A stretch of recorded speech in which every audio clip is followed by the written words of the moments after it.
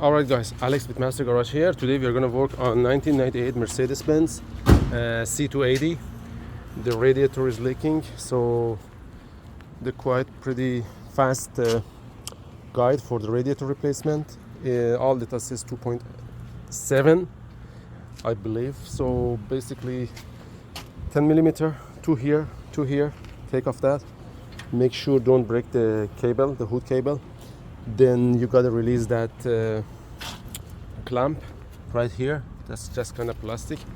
And then you have upper radiator hose, lower radiator hose, another smaller hose belong to the auxiliary water pump, the auxiliary water pump. And then after that, like I mentioned, you gotta use the special tool to remove the fan right here.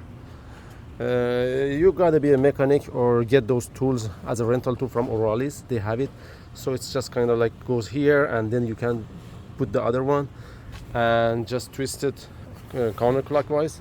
Then you can take that off, and then you can take that thing out of the way, and the radiator is just snapped in these two holes right here and there. Make sure you fill it up, let it run with the maximum of put the heater in the maximum.